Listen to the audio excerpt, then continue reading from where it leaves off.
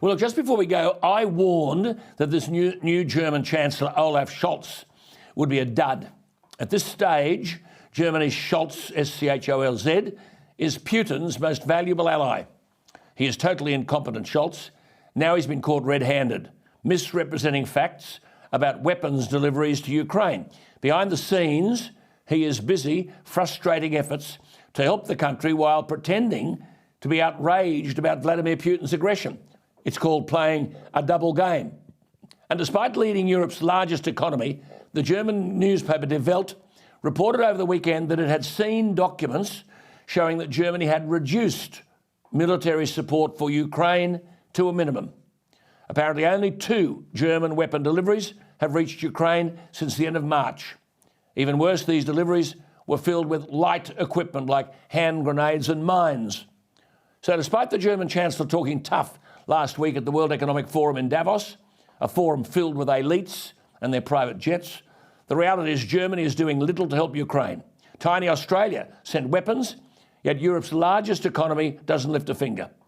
Some say the lack of help has been due to the years of military underfunding by Angela Merkel. That could be a factor.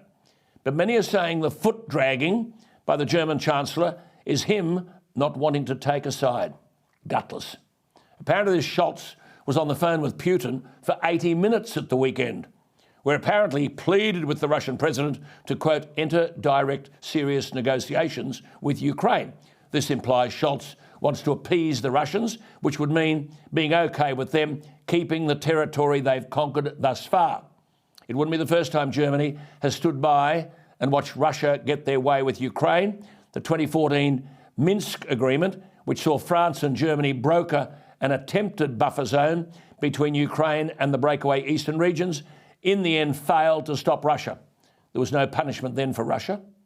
Then there was the illegal annexation of Crimea. Again, no punishment for Russia. Instead, Germany continued to extend trade links to Moscow in the form of the Nord Stream 2 gas pipeline, which excludes Ukraine from the network. Admittedly, they have now ditched Nord Stream 2, but only after intense international pressure for Germany to do so. The other European leader who's full of empty platitudes is Emmanuel Macron. He still has not visited Kiev, despite having an invite from President Zelensky. He's another one who's not doing very much.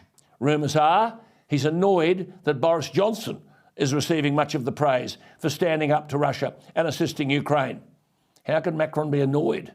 While he was sitting across from Putin at that ridiculously long table in Moscow, look at it, the UK was training 22,000 Ukrainian troops and ordering warships to the Black Sea. All I'll say is it's about time the international community woke up to the soft-touch ways of Scholz and Macron. Both are weak Western leaders, but then tell me a Western leader who isn't weak.